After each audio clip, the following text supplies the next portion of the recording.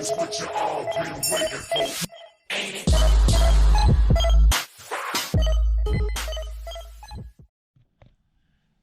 Alright guys, so we got just over a couple weeks left to go until Ford Fest and the SCCA Time Trial Nationals event up at NCM Motorsports Park, and we still got quite a bit left to do to get the 350R ready for the event if we're going to be competitive. Keep in mind guys, it is going to be unlimited class, so we are going to be out there with the big dogs. The goal here is to get the car as light as we could possibly get it, and obviously all the stuff that we've done pretty much over the season that we've yet to test out, all the aero stuff. Hopefully that stuff all really pays off. But for today's video, we are going to be doing a custom Lexan airbox lid. The reason that we're doing that, guys, if you saw in the last video when we installed the GT4 hood venting here, this driver's side vent actually sits right on top of the airbox, right over the air filter.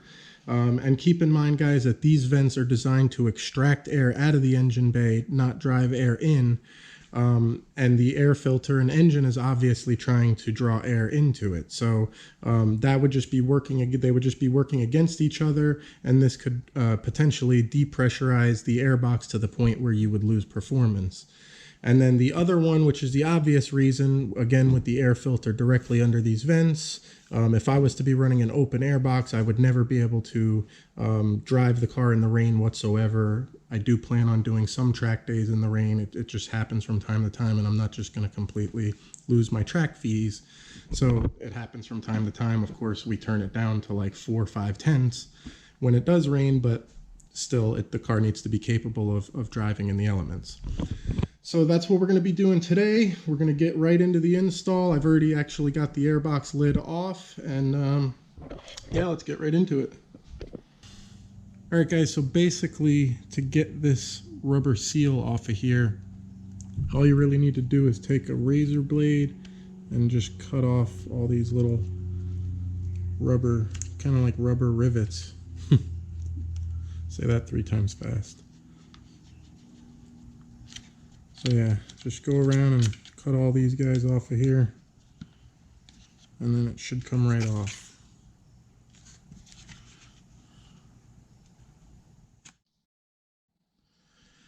Alright guys, so we got the rubber seal removed. I bolted it back in place just temporarily so I can get the piece of Lexan lined up.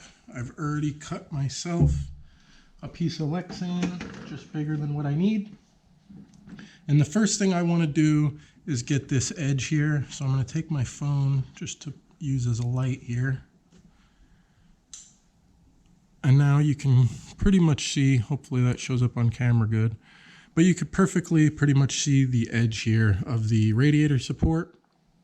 So I'm just going to take some masking tape and I'm going to go straight over this edge, make this turn right here, and then that way I know right where to cut this. And then once I cut that out, then I'll secure this to the lid, and then this will be perfectly cut out. And then once I have it secured to the lid, I'll remove the lid again and then use it as a template to make the outside of it. So yeah, like I said, first thing I'm going to do is tape this off so I can get started on that cut there. All right, so that's basically the idea there. Now I can take this piece away and then just cut right along this tape line here. And then it should fit perfectly next to the radiator support here. So let's make that cut and see what we end up with. All right, here we go.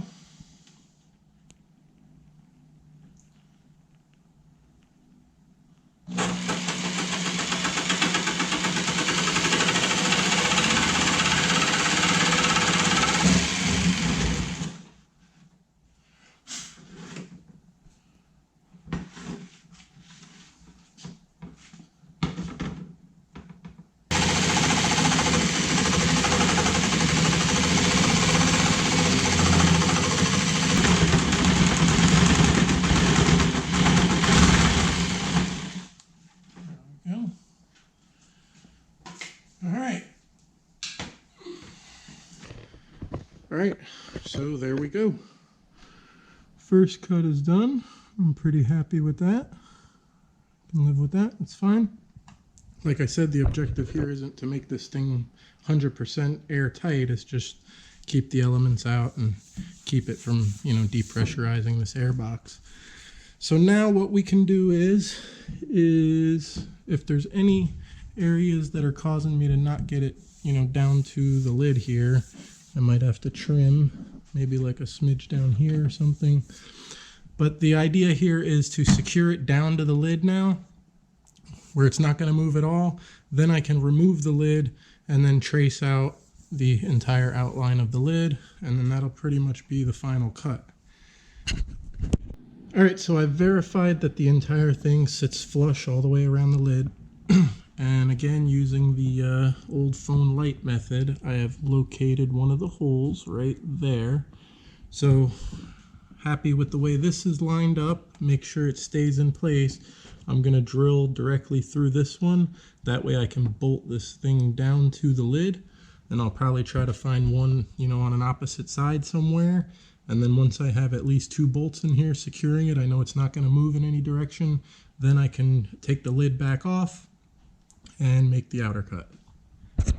All right, so we got the 1 hole drilled, a bolt in there just temporarily.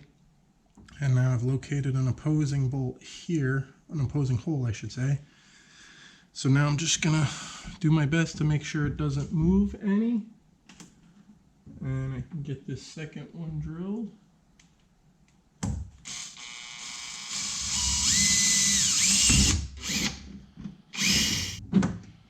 So that lines up perfectly.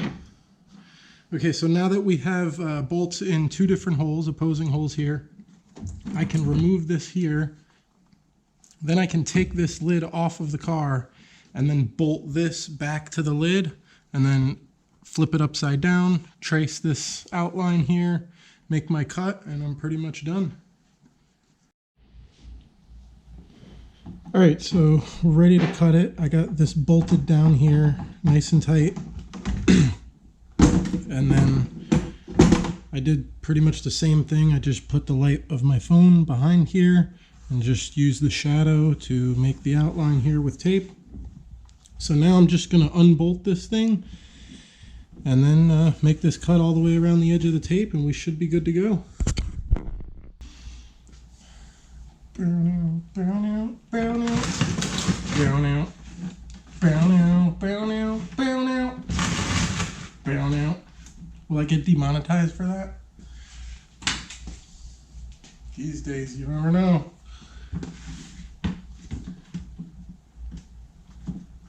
Can't even mumble somebody's jam.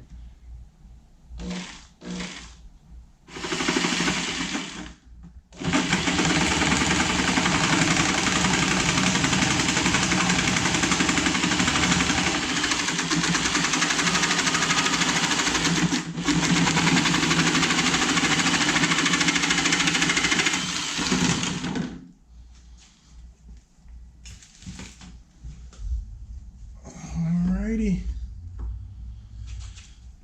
Alright, so there we are. It fits pretty damn good, if I might say so myself. Obviously, if I want, once I peel the protective coating off, I can always like clean up the sides with a Dremel a little bit if I really want to make it like really nice. But pretty happy with the way it came out. I got 2 bolts in it, so now all I have to do is go around and find each one of these holes, drill through them. You can see some of them. Other ones I might need a little light assistance, but drill through all these holes. I am going to have to run to Lowe's because obviously I don't want to use these ugly polished stainless bolts. So I'd like to find some nice black Allen, kind of like something like I used on the hood venting here. Some nice like black Allen head bolts, something like that. We'll figure something out. But yeah, I got to run to Lowe's to get that. And then the only other thing I am still concerned about is when the filter bolts on, it looks like it sticks up a little bit right here. So I do have a possible plan. If it sticks up too far, I could just make another, I have plenty more Lexan, and I can make kind of like a ring, just like this outer ring here, and then bolt it on underneath this to lift it up a little bit. Even use some double-sided tape to make it, you know, not only seal a little better, but stick up a little further. And then I can paint that bezel so that, you know, it'll be underneath this layer, so it'll just look like a black bezel all the way around. Or I'm just going to try to see if I can just bolt it on the way it is. And if it just kind of smushes down, you know, it's just the rubber on the filter right there. So if it just barely touches it and pushes down on it a little bit, I'm okay with that.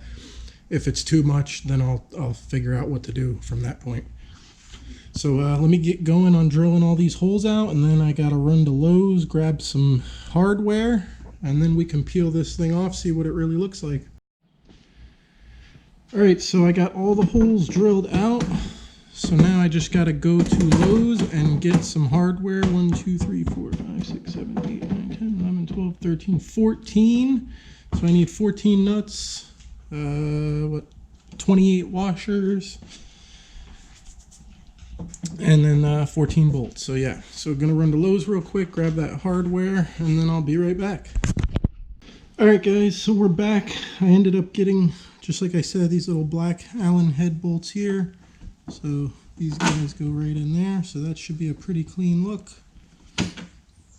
So now we can remove the film off of both sides and reveal the nice, hopefully nice, pretty clean glass. And I just cleaned up and lightly oiled the filter. Don't ever get crazy with that oil because it will destroy your mass air.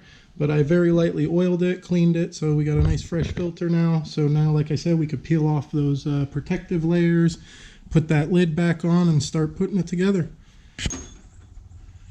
Okay, so yeah, like I said, it's a little higher than, but it does squish down pretty easy, so we'll see what happens there.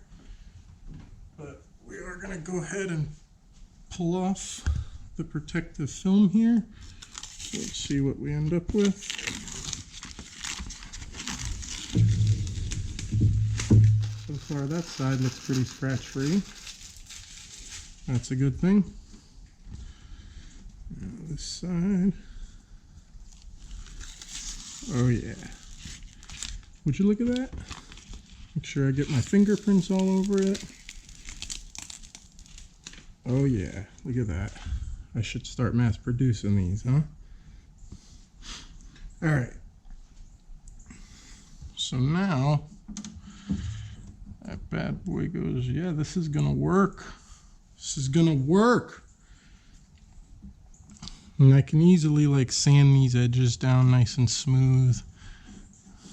Little, probably 600 grit sandpaper, something like that. But I'm liking it. Man, that looks badass.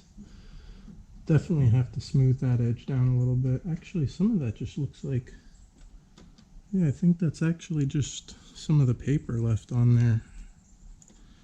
Yeah, guys, that's not even, the edges aren't as bad as I thought they were. Most of that's just that film kind of gets up into your cuts. So yeah, it's not so bad. Yeah, it's actually all over. So yeah, I'll just go around and, yeah, that's actually all the paper. So yeah, I'll clean that up. No biggie. That looks so sick. I love it.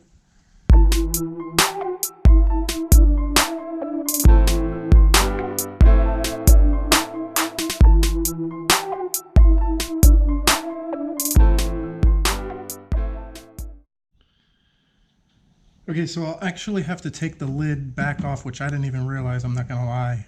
These 3 bolts I can only get to from the inside. But I did need to bolt it on anyway so that I can see where to drill the hole for the hood pin to come through, because don't forget the hood pin has to come through this. And I bought a little rubber grommet set, so hopefully I got something good that I can, you know, put on there and keep it, you know, somewhat sealed. But so now I got that lined up, enough bolts in it to where I can drill that. And then once I drill this hole, I can take this whole lid off and then put those 3 bolts in. So let's get that hole drilled.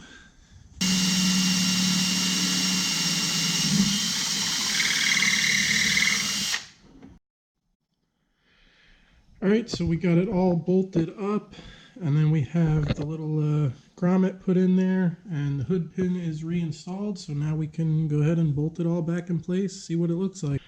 All right, so there is the finished product, looking good. Super happy with the way this came out. Came out pretty much perfect, to be honest with you. The only thing I'll probably change in the future next time I have this thing off is I'm probably going to tape up around this entire line here and then paint the back side of it just so that we have a nice black rim all the way around the entire thing. But other than that, I'm super happy with the way it came out. Came out perfect, exactly as planned. There you can see how I did the hood pin comes through with the little grommet on it. So that looks nice and clean. And yeah, I mean, honestly, it looks like something you would buy out of the catalog. So again, super happy with the way this came out. And hopefully this will help any of you guys that are doing this venting on your GT350. And it'll show you how you can seal up that box.